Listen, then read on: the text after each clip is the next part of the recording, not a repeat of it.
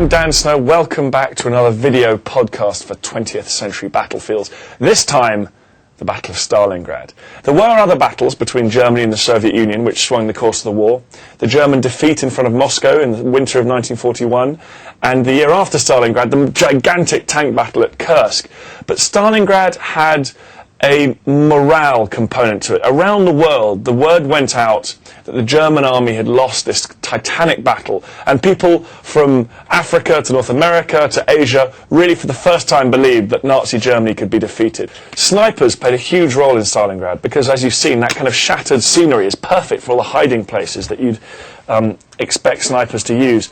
And really, the Germans were terrified. Throughout the battle, snipers became this sort of mythical fear amongst the Germans. Dad and I spending the day with the British Army at their sniper training school. I would take on the role of a German commander, and Dan would be part of a Soviet sniper team. There's them writing a big Q on Dad's head, so he had to be identified by the Q. I suspect that's because he reminded them of Q and James Bond. I think he'd have been a good Q, much better than John Cleese. You get very close with your partner when you're sniping, so we're just chatting endlessly about stuff, and Ian was telling me all about his experiences in the Gulf and the places he served around the world. It's quite scary stories. I don't really think I'd have been a very good sniper because I lacked the patience. When the moment came, I wasn't sure when it would come, but I was very nervous and I didn't want to mess it up. That's the other thing. I didn't want Ian thinking I was a muppet. Target down. We've got to move. Delta confirmed kill. So here goes Dad. He's being flushed out of the building. It's amazing the accuracy of these weapons. Got him. Excellent. Dad was quite annoyed on that occasion that he didn't get to be the sniper. He was quite annoyed being the target. Well, the thing that I loved about Stalingrad was that there's a real sense of memory, of place, that history is very much alive. History is very much alive for the people there. Everyone has a story. Everyone has an ancestor who was involved in the battle or who was a civilian caught up in the battle. So you walk down the street and everyone wants to tell you about it. And there's ruins everywhere. There are plaques. There are bullet holes.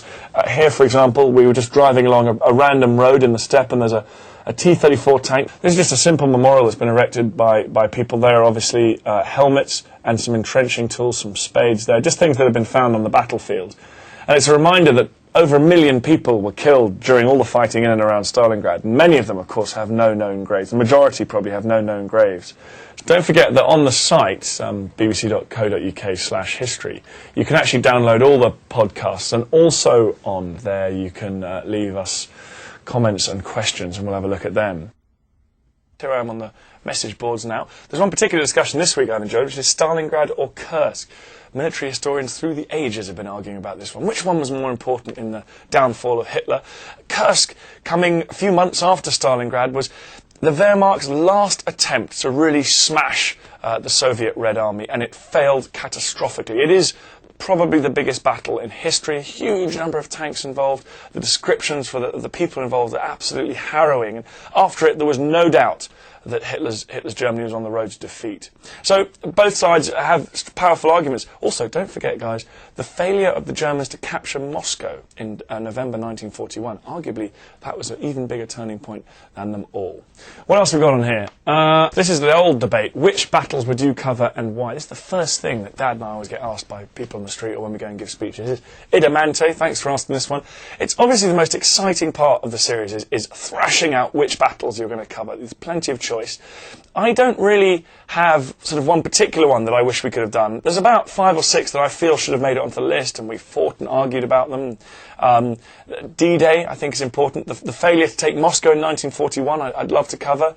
Iwo Jima in the Pacific. Dien Bien Phu, when the French were catastrophically defeated by the Vietnamese. All these ones, I think, I'd love to see them in the series. So, but it's great to see you guys all writing in with your favourites as well, and I'm going to take lots of notice and see if there's any choice ones I've missed out.